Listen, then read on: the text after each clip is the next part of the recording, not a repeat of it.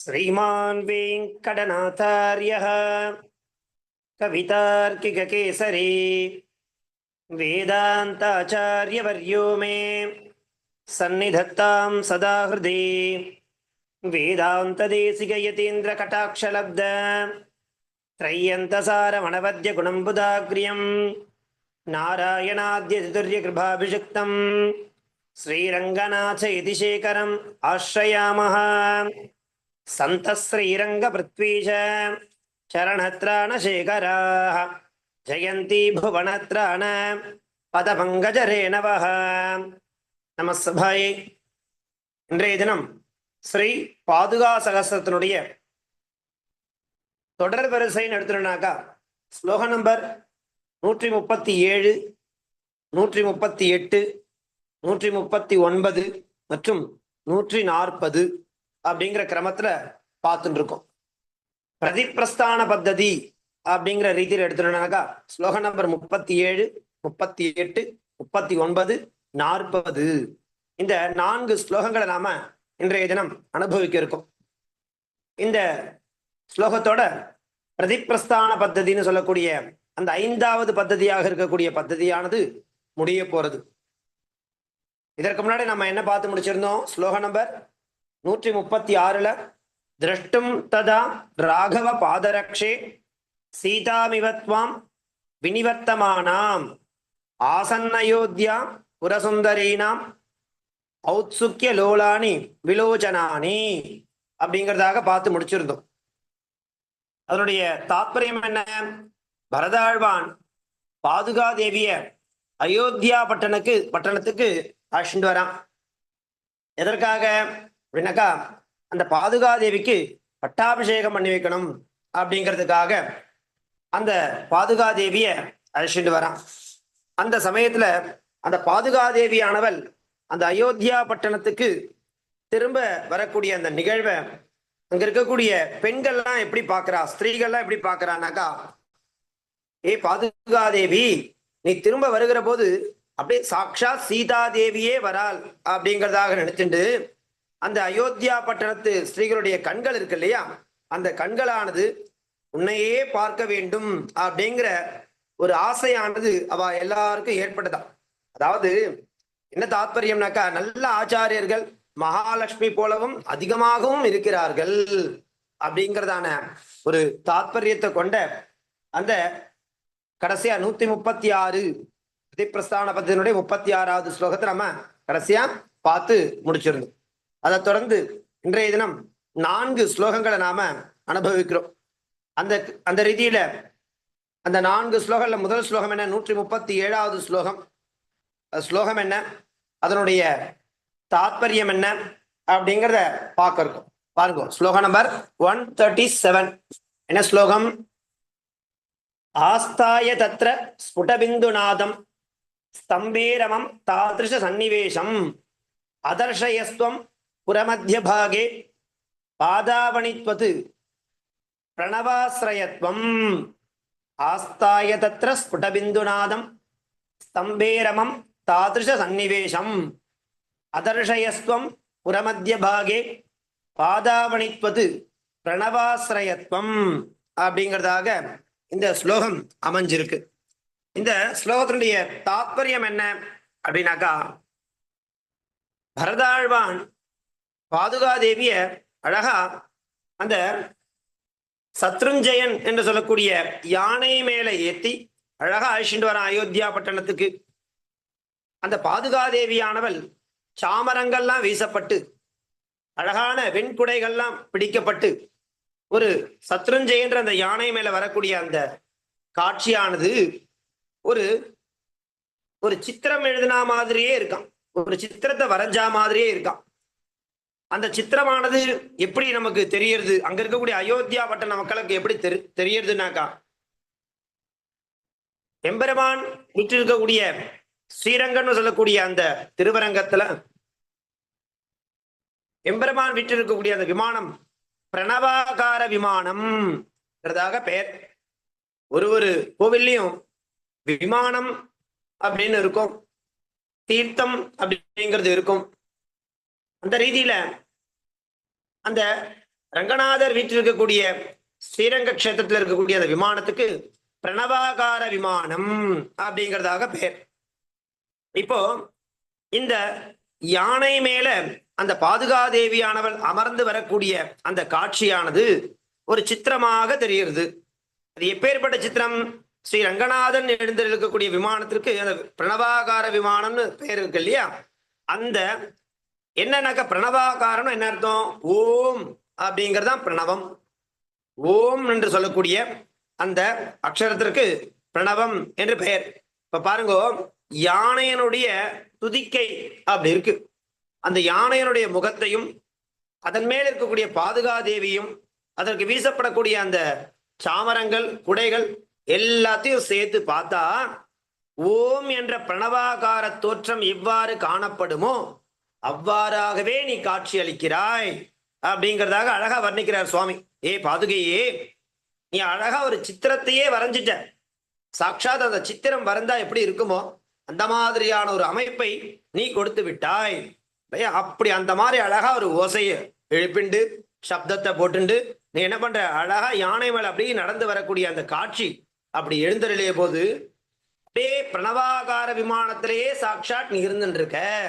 என்ன அர்த்தம்? பாதுகாதேவி வேற அல்ல, எம்பெருமான் வேற அல்ல, அது அப்படியே கண் முன்னாடி கொண்டு வந்து நிறுத்துற அப்படிங்கிற மாதிரி இங்க வர்ணிக்கிற. அப்படி எம்பெருமான் ஸ்ரீரங்கநாதர் எழுந்திருக்கக்கூடிய விமானத்திற்கு பிரணவாகார விமானம்னு பெயர். அந்த பிரணவாகாரன் அந்த கிரந்தாட்சரத்துல ஓம் என்ற எழுத்து போல இருக்கிறதா இந்த யானையும் விமானமும். இந்த மாதிரியான ஒரு நிலையை, ஒரு சித்திரத்தை கண்புண்பாக நீ கொண்டு வந்து நிறுத்தினாய் அப்படிங்கிறதாக இந்த அர்த்தமானது அமைஞ்சிருக்கு. ஆஸ்தாய தத்ர ஸ்புடபிந்துநாதம் ஸ்தம்பேரமம் தாதிருஷதன்னிவேஷம் அதர்ஷயஸ்வம் புரமத்திய பாகே பாதாவணித்வது பிரணவாஸ்ரயத்வம் அப்படிங்கிறதாக இந்த ஸ்லோகம். ஏ பாதாவணி, எம்பெருமானுடைய திருவடியை காப்பாற்றக்கூடிய ஏ பாதுகையே, துவம் துவம்னா நீ, தத்ர அந்த புறமத்திய பாகே, புறமத்திய பாகேன்னு எதை சொல்றா? அந்த அயோத்தியா பட்டணத்து நடு பிரதேசத்துல நடுப்பகுதியில இருந்துட்டு இருக்க இல்லையா? அது ஸ்புட, ஸ்புடன்னா பிரகாசித்து கொண்டிருக்க, அப்படியே ஜொலிக்கிறது. எங்க? அயோத்தியா பட்டணத்து நடு பிரதேசத்துல ஏ பாதுகாதேவி நீ என்ன பண்ணிட்டு இருக்க? ஸ்புட, ஸ்புட நாம பிரகாசித்து கொண்டிருக்கிற பிந்து, பிந்துனா யானை மேல் அமர்ந்து கொண்டு ஒரு அந்த காட்சி என்ன? இந்த மாதிரி ஒரு சித்திரம் போல இருக்கு அந்த காட்சி இல்லையா? யானை மேல அமர்ந்திருக்கக்கூடிய அந்த காட்சி அப்படியே சித்திரத்தை பார்க்கிற மாதிரியே இருக்கு. நாதம், உன்னுடைய சப்தங்கள் என்ன? அந்த யானை மேல அமர்ந்து வரும்பொழுது ஒரு விதமான சப்தம் ஒலிக்கிறது இல்லையா? அந்த எப்பேற்பட்ட துணி இவைகள்லாம் இருக்கக்கூடிய அந்த ஒரு சுவாரஸ்யமான அந்த நாதத்தை எழுப்பிக்கொண்டு அந்த அழகான காட்சியை தந்து கொண்டு நீ வந்துட்டு இருக்க எங்க? அந்த அயோத்தியா பட்டணத்து நடுவுல. அப்படி தாதிருஷனா அப்பேற்பட்டதா இருக்கக்கூடிய அந்த யானை பற்றிய சாஸ்திரங்கள்ல சொல்லப்பட்டிருக்கக்கூடிய சன்னிவேஷம், நாம அவயவங்களுடைய சேர்க்கையை உடையதா இருக்கா, இதான் இருக்கணும் அப்படின்னா அந்த யானைய அந்த மாதிரி அப்படிப்பட்ட அமைப்போட அந்த காட்சி உடைய அந்த யானை மேல நீ அமர்ந்து வரக்கூடியது அப்படி இருக்கு. ஸ்தம்பேரமம், அந்த யானை மேல ஏறி தொத்து உன்னுடைய பிரணவாசிரயத்துவம், நாம பிரணவாகார விமானத்தை இருப்பிடமாக உடையதாக இருக்கக்கூடிய ஒரு தன்மையை, ஒரு அதாவது அந்த பிரணவாகார விமானத்தினுடைய குகைன்னு சொல்லுவான் இல்லையா? அப்படிப்பட்ட அந்த அந்த குகையில நீ எப்படி எப்படி இருக்க? அந்த ஒரு காட்சியை அதர்ஷயா எங்களுக்கெல்லாம் காண்பித்தாய். அதர்ஷயா துவம், நீ எங்களுக்கு அந்த மாதிரி எங்க? புறமத்திய பாகே, அந்த அயோத்தியா பட்டணத்து நடு பிரதேசத்துல அப்படியே ஸ்புட்டனா பிரகாசித்து கொண்டிருக்கக்கூடிய, அப்படி உன்னால எழுப்பக்கூடிய அந்த ஓசைகள் என்னென்ன, நீ அந்த அமர்ந்து வரக்கூடிய அந்த காட்சி என்னென்ன, அது எல்லாம் அப்படியே ஒரு சித்திரம் போலவே பிரணவாகார விமானத்தினுடைய அந்த குகைக்கு நடுவுல அமர்ந்திருக்கக்கூடிய ஒன்ன பார்க்கும் பொழுது அப்படி ஒரு ரம்யமான ஒரு காட்சியாகவும் இல்லையா, அப்படியே தத்ரூபமா இருக்கக்கூடிய ஒரு விஷயமாகவும் அந்த அந்த செயலானது அமைந்திருந்தது அப்படிங்கிறதாக சுவாமி இங்க அழகா வர்ணிக்கிறார். ஆஸ்தாய தத்ர ஸ்புடபிந்துநாதம் ஸ்தம்பேரமம் தாதிருஷ சன்னிவேஷம் அதர்ஷயஸ்வம் புரமத்திய பாகே பாதாவணித்வது பிரணவாசிரயத்துவம். அந்த பிரணவாகார விமானத்தை கண் முன்பாக கொண்டு வந்து காண்பித்தால் எந்த மாதிரியான ஒரு காட்சியானது தென்படுமோ அப்பேற்பட்ட காட்சியானது நீ அந்த சத்ருஞ்சயன் என்று சொல்லக்கூடிய யானை மீது அமர்ந்து வரக்கூடிய காட்சியானது அழகா இருக்கு அப்படிங்கிறதாக இங்க சுவாமி வர்ணிக்கிறார். அப்பேற்பட்டதாக இருந்திருக்கு இந்த 137வது ஸ்லோகம். அதை தொடர்ந்து நாம பார்க்க போறது ஸ்லோகம் நம்பர் 138. 138வது ஸ்லோகம் என்ன, அதனுடைய தாத்பரியம் என்ன அப்படிங்கிறத பார்க்கலாம். பாருங்க. தசக்ரீவ ஸ்தம்பேரம தலன துர்தாந்த ஹிருதயே விகார ஸ்வாச்சந்தியாத் விசதி ரகுசிம்மே வனபுவம் ஸ்வவாத்சல்ய புரோடீகிருத பரத சாபேவ பவதி நிராபாதாம் பாதாவணி ந விஜஹௌ கோசல குகாம் அப்படிங்கிறதாக இந்த 138வது ஸ்லோகமானது அமைஞ்சிருக்கு. இதனுடைய தாத்பரியம் என்ன அப்படின்னாக்கா, இப்போ இங்க பாருங்க, ஒரு சிங்கம் காட்டுக்கு வேட்டையாட போகுமா. அப்போ பெண் சிங்கமானது என்ன பண்ணுனாக்கா அதனுடைய குழந்தைகளை அழைச்சின்னு வந்து குகைக்குள்ள அழகா அமர்ந்துக்குமா. ஆண் சிங்கங்கள்லாம் வேட்டையாட காட்டுக்கு புறப்படும் பொழுது தனது குட்டி சிங்கத்தெல்லாம் அழைச்சிட்டு பெண் சிங்கமானது என்ன பண்ணுமா, அது வசிக்கக்கூடிய குகைன்னு ஒரு இடம் இருக்கும், அந்த குகைக்குள்ள அழகா வந்து அமர்ந்துருமா. யாரோட? தன்னுடைய குட்டி சிங்கங்கள்லாம் அழைச்சிட்டு அந்த பெண் சிங்கமானது அழகா குகையில தான் இருக்குமா. அது வேட்டைக்கு போகாது. ஆண் சிங்கங்கள் தான் காட்டுக்கு வேட்டைக்கு போகும். அந்த மாதிரியான ஒரு கம்பாரிசனை இங்க சுவாமி தேசிகன் அழகா காண்பிக்கிறார். பாருங்க, என்ன ஆறுது, ராமன் அப்படிங்கிற சிம்மம் ராவணங்கிற யானையை பிளப்பதற்காக மிகவும் ஆவல் கொண்டு காட்டிற்கு கிளம்பி ஆயிற்று. காட்டிற்கு போக ஆரம்பிச்சிட்டார். நீ என்ன பண்ற, உன்னிடத்துல நிறைய பிரேமை இருக்கு, அதிகமான பிரேமையுடைய நீ என்ன பண்ற, பரதன் என்கிற அந்த குட்டி இல்லையா, அவன் தான் குட்டி சிங்கம். அந்த குட்டின்ற அந்த பரதனை ரொம்ப பிரேமையோட எடுத்துட்டு நீ என்ன பண்ற தெரியுமா, கோசல தேசமாகிற குகைக்கு வந்து விட்டாய். ஆண் சிங்கம் வெளியே போய்விட்டால் பெண் சிங்கம் என்ன பண்ணும், குட்டியை அழைச்சின்னு வந்து குகையில தான் இருக்கும், குகையில தான் இருக்கணும். அந்த மாதிரியான ஒரு விஷயத்தை பார்த்தால் போல் உள்ளது அப்படிங்கிறதாக சுவாமி இங்க அழகா வர்ணிக்கிறார். தசக்ரீவ ஸ்தம்பேரம மதல துர்தாந்த ஹிருதயே விகார ஸ்வாச்சந்தியாது விசதி ரகுசிம்மே வனபுவம். அப்படி ரகு அப்படிங்கிற ராமன் அவன் சிம்மம் இல்லையா, அவன் என்ன பண்றான், வனபுவம் அந்த காற்றுக்கு பிரவேசம் பண்றான். எதற்காகனாக்கா தசக்ரீவ ஸ்தம்பேரம மதல துர்தாந்த ஹிருதயே தலன துர்தாந்த ஹிருதயே, ராவணன் என்கிற அந்த யானையை பிளப்பதற்காக என்ன பண்றான் அப்படின்னாக்கா வனபுவம். யாரு? ராகவகான்னு சொல்லக்கூடிய அந்த ராமன், அவன் ஆண் சிங்கம் அல்லவா, அவன் என்ன பண்றான், காட்டுக்கு போறான். அப்ப நீ என்ன பண்ற தெரியுமா, ரொம்ப வாத்சல்யாது, அப்பேற்பட்ட பிரேமையோட கூடியவள் நீ. உன்னிடத்துல இருக்கக்கூடிய அந்த பிரேமை இருக்கு இல்லையா, வாத்சல்யம் இருக்கு இல்லையா, அதற்கு நிகர் எதுவுமே கிடையாது.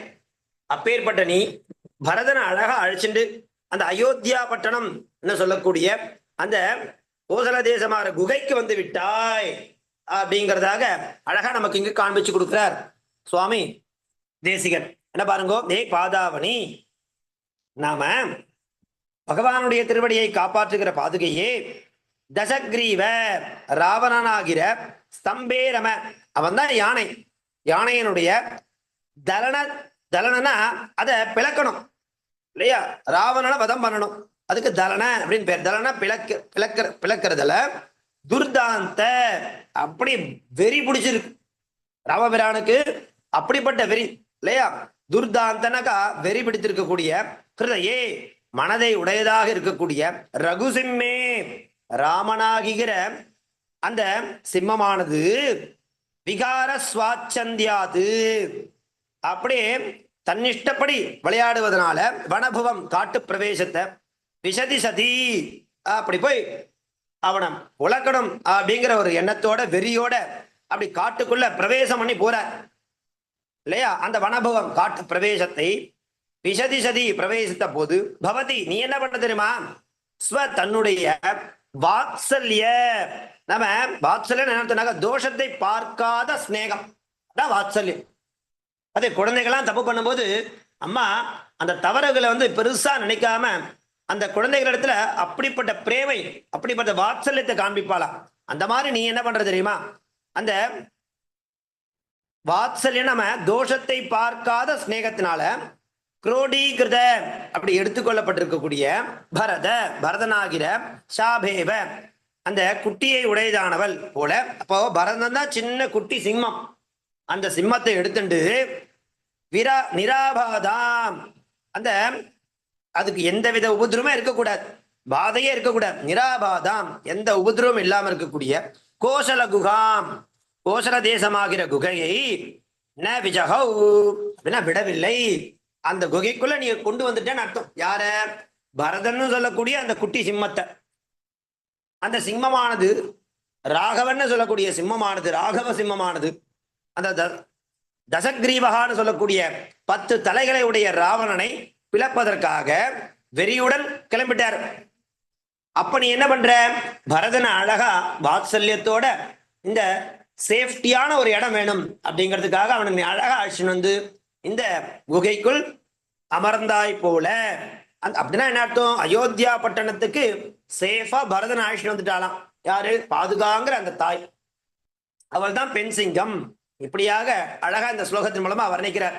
தசக்ரீவ ஸ்தம்பேரம தலன துர்தாந்தகதையே விகார ஸ்வாச்சந்தியாது விசதி ரகுசிம்மே வனபுவம் ஸ்வவாத்சல்யா குரோடீகிருத பரத சாபேவ பவதி நிராபாதாம் பாதாவணி ந விஜகௌ கோசல குகாம் அப்படிங்கிறதாக இந்த 138வது ஸ்லோகமானது அமைஞ்சிருக்கு. இதை தொடர்ந்து நாம பார்க்க போறது ஸ்லோகம் நம்பர் 139. அது என்ன ஸ்லோகம், அதனுடைய தாத்பரியம் என்ன அப்படிங்கிறத பார்க்கலாம். பாருங்க. கைகேயி வரதான துர்தின நிராலோகஸ்ய லோகஸ்ய யத் திராணார்த்தம் பரதேன பவ்ய மனசா சாகேத மானீயத ராமத்யாக சகைர சக்கிய விரகம் ரங்க க்ஷிதீந்திரஸ்ய தது பாதத்ராண மனன்யத பணிபதேஹே ஆபீட மீடீமகி அப்படிங்கிறது ஸ்லோகம் நம்பர் 139. இப்போ என்ன பார்த்துட்டு இருக்கோம்? பிரதிப்பிரஸ்தான பத்ததினுடைய 139 தொடர் வரிசையில் 139 பிரதிப்பிரஸ்தான பத்ததினுடைய 39வது ஸ்லோகம். இப்ப என்ன ஆறுது பாருங்க. இந்த ஸ்லோகத்துல என்ன சொல்றாரு சுவாமினாக்கா, இப்போ கைகேயிக்கு தசரதன் என்ன பண்ணிட்டானாக்கா வரம் கொடுத்தார். அந்த என்னைக்கு அந்த வரத்தை கைகேயி வரமாக பெற்றுக்கொண்டாலோ அப்போ துக்கம் அப்படிங்கிற இருட்டானது அப்படி மூழ்கிருது. அந்த அயோத்தியா அப்படி ஒரே இருள் சூழ்ந்தது, அப்படியே இருட்டாயிருது. அயோத்தியா பட்டணமே இருட்டாயிருது. என்னைக்கு தெரியுமா? என்னைக்கு கைகேயிக்கு தசரதன் வரம் கொடுத்தாலும் அப்போ அயோத்தியா பட்டணம் மாத்திரம் இருட்டுல முழுகல, லோகம் முழுக்க அங்க துக்கங்கிற இருட்டுல மூழ்கிடுது. அப்படிப்பட்ட உலகத்தை காப்பாத்துறதுக்காக ரொம்ப நல்ல மனசு யாருக்கு? பரதனுக்கு. அந்த ரொம்ப நல்ல மனசுடைய பரதன் என்ன பண்றான்? பாதுகாதேவிய அயோத்தியா பட்டணத்துக்கு எழுந்தருள பண்ணினார். இங்க பாருங்க, ராமபிரானுடைய பிரிவை கூட ஜனங்கள் சகிச்சுப்பாலாம், ஆனா பாதுகானுடைய பிரிவை ஒருவரும் ஒரு க்ஷணம் கூட சகிக்கவே இல்லையா. அப்படிதான் உபனிஷத்துலாம் கொண்டாடுறது, உசத்தியா கொண்டாடுறது. வேதங்களும் உபனிஷத்தும் ரொம்ப உசத்தியா கொண்டாடக்கூடிய அப்படிப்பட்ட அந்த பாதுகையை நாம என்ன பண்ணிட்டு இருக்கோம் தெரியுமா? ஸ்தோத்திரம் பண்ணிட்டு இருக்கோம்.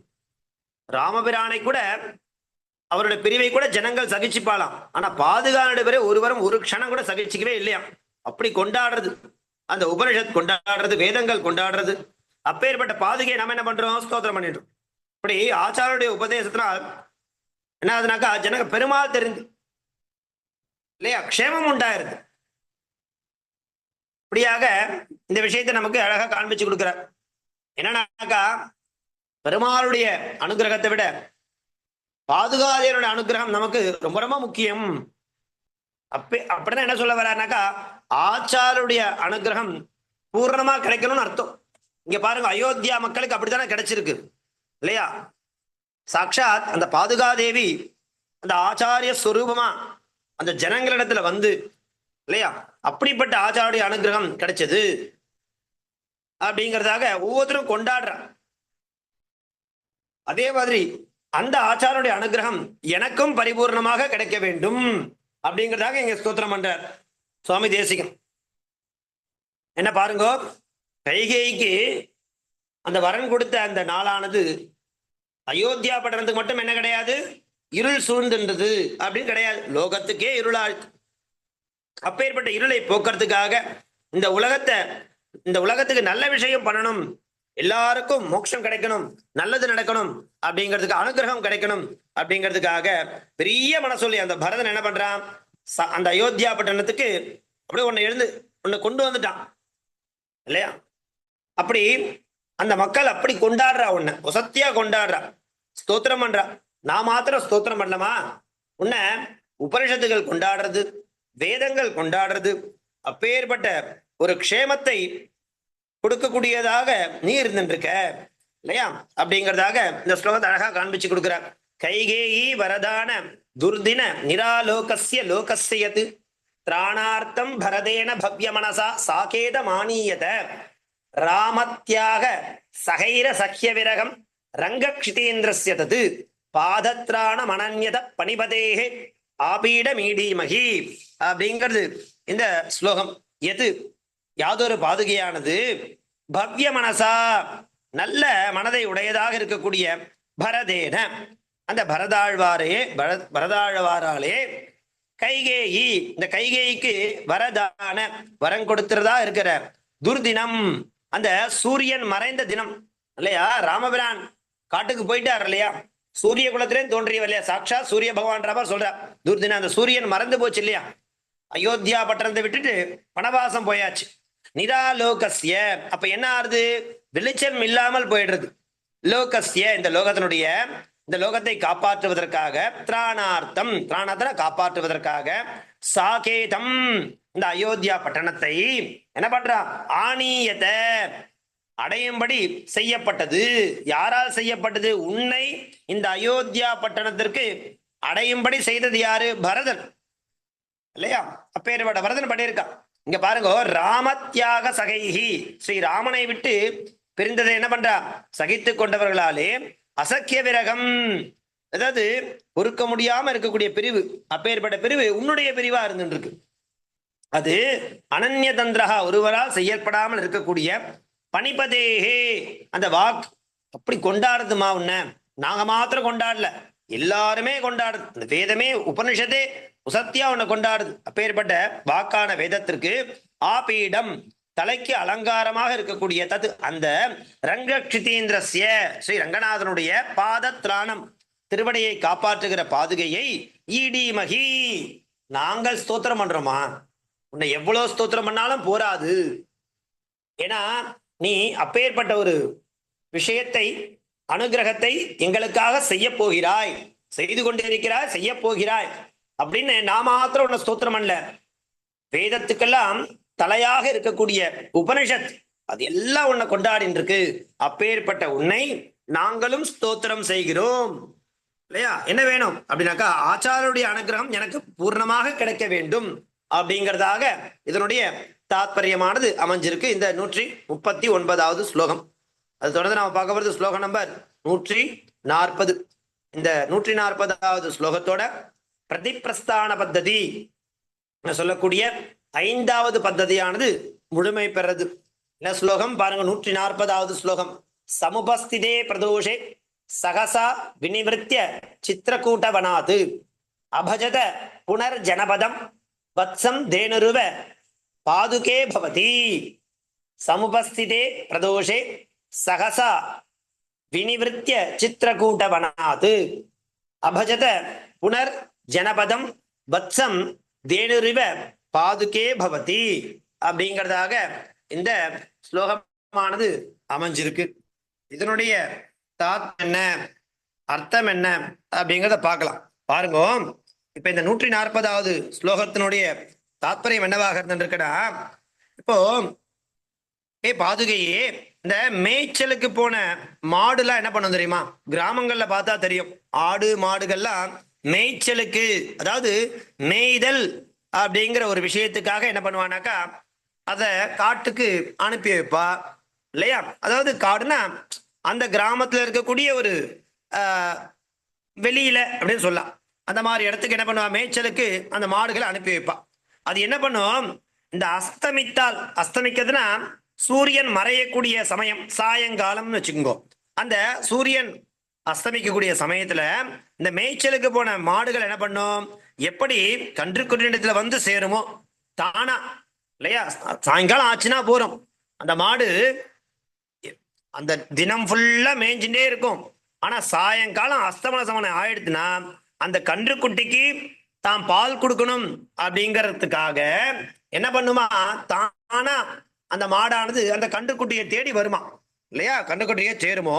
அது போல நீ சித்திரக்கூடத்துல இருந்து என்ன பண்ற அப்படின்னாக்கா இந்த ராஜ்யத்துக்கு பரதருக்கு மிகவும் என்ன ஆயிடுத்து, தொந்தரவு வந்துருது இல்லையா. பரதனால இதை எப்படி சமாளிக்க போறான்னு தெரியாத மாதிரி ஒரு தொந்தரவு, குழந்தைகளுக்கு, தன்னுடைய குழந்தைகளுக்கு தொந்தரவே கொடுக்க கூடாது, அதான் வாத்சல்யம். அந்த மாதிரி நீ என்ன பண்ற, நம்ம பரதருக்கு தொந்தரவு கொடுக்க கூடாது அப்படிங்கிறத நினைச்சு கொண்டு இந்த அயோத்தியா பட்டணத்துக்கே நீ திரும்ப வந்துட்ட. அப்போ அதான் வாத்சல்யம், புத்திர வாத்சல்யம். பாதுகாதேவி தன்னுடைய மகனான பரதனுக்கு எந்த தொந்தரவும் ஏற்படக்கூடாது அப்படிங்கிறதாக நினைச்சு இப்ப பாதுகாதேவி என்ன பண்ணா, சித்திரக்கூடம் பர்யந்தம் போயிட்டா ராமனோட இல்லையா. அங்கிருந்து தன்னுடைய குழந்தைன்னு சொல்லக்கூடிய கன்றாகிய பரதன் கஷ்டப்படக்கூடாது அப்படிங்கிறதுக்காக என்ன பண்றா, நீ திரும்ப வந்துட்ட, அயோத்தியா பட்டணத்துக்கே திரும்ப வந்துட்ட போல இருக்கு அப்படிங்கிறதாக வர்ணிக்கிற. பாருங்க, ஆச்சாரியர்களுக்கு ஜீவன்களை பற்றி ரொம்ப வருத்தம் உண்டு எப்பவுமே. ஆச்சாரியனுக்கு ஜீவன்களை பத்தி எப்பவுமே வருத்தம் அப்படிங்கிறது இருந்துட்டே இருக்கும் இல்லையா. தான் வந்து பெருமாளை அடையாவிட்டாலும் ஜீவன்களை காப்பாற்ற வேண்டும் அப்படிங்கிறதாக தான் ஆச்சாரியருடைய சிந்தனை எப்பவுமே இருந்துட்டு இருக்குமா. அப்பேற்பட்ட உசத்தியான அந்த சிந்தனை உடையவர்கள் ஆச்சாரியர்கள். அப்பேற்பட்ட பாதுகாதேவியே உன்னை நாங்கள் ஸ்தோத்திரம் பண்றோம் அப்படிங்கிறதாக இருக்கு. அப்பேற்பட்ட யாரு, தேனுருவ பாதுகே பவதி இல்லையா. ஏ பாதுகே என்ன ஆகுது பாரு, சமுபஸ்திதே பிரதோஷே, மிக அந்த சாயங்காலம் அஸ்தமனம் ஆகக்கூடிய அந்த சாயங்காலத்துல சமுபஸ்திதே நீ வந்துட்ட, உடனே சகசா இல்லையா, உடனே வந்துட்ட. சித்திரக்கூட வனா, அது எங்கேருந்து வந்திருக்க தெரியுமா, நீ சித்திரக்கூட பர்வதம் சொல்லக்கூடிய அந்த பர்வதத்துல காட்டுல இருந்து வந்துட்ட, வினிவர்த்திய திரும்பி புனகா மறுபடியும் ஜனபதம் இந்த கோசல தேசத்தை, தேனுஹு இவ, நாம தேனுனா பசுமாடானது, வத்சமிவ தன் கன்றுக்குட்டியை போல, அபஜத அடைந்தாய். சோ பரதனையும் கோசல தேசத்தையும் தன் கன்று போல அந்த பாதுகாதேவியானவள் வந்தடைந்தாள் அப்படிங்கிறதாக அழகா இங்க வர்ணிச்சு காண்பிக்கிற சுவாமி தேசிகன். என்ன ஸ்லோகம், சமுபஸ்திதே பிரதோஷே சகசா வினிவர்த்திய சித்திரக்கூட்டவனாது அபஜத புனர் ஜனபதம் வத்சம் தேனுருவ பாதுகே பவதி. சமுபஸ்திதே பிரதோஷே சகசா வினிவர்த்திய சித்திரக்கூட்டவனாது அபஜத புனர் ஜனபதம் வத்சம் தேனுரிவ பாதுகே பவதி அப்படிங்கிறதாக இந்த 140வது ஸ்லோகம் தொடர் வரிசையில பிரதிப்பிரஸ்தான பத்தனுடைய வரிசையில இது 20வது ஸ்லோகம் இல்லையா. பாருங்க, இதோட இந்த பிரதிப்பிரஸ்தான பத்ததி அப்படிங்கிற பத்ததியானது முடிகிறது. அடுத்த வகுப்புல இருந்து அதிகார பரிகிரக பத்ததி அப்படின்னு சொல்லக்கூடிய அந்த 6வது பத்ததியிலிருந்து நாம இருக்கக்கூடிய அர்த்தங்களை தெரிஞ்சுக்க இருக்கோம் தாசன். சோ இதோட இந்த பத்ததியானது முடிவு பெறுது. இதி ஸ்ரீ கவிதார்க்கிக சிம்மஸ்ய சர்வதந்திர சுதந்திரஸ்ய ஸ்ரீமத் வெங்கடநாதஸ்ய ஸ்ரீமத் வேதாந்தாச்சாரியஸ்ய கிருதிஷு ஸ்ரீ ரங்கநாத பாதுகா சகஸ்ரே பிரதிப்பிரஸ்தான பத்ததிஹி பஞ்சமி. கவிதார்க்கிக சிம்மாய கல்யாண குணசாலினே ஸ்ரீமதே வெங்கடேசாய வேதாந்த குரவே நமஹ. தாசன் ಧನ್ಯವಾದ. ಧನ್ಯವಾದ ಸ್ವಾಮಿ.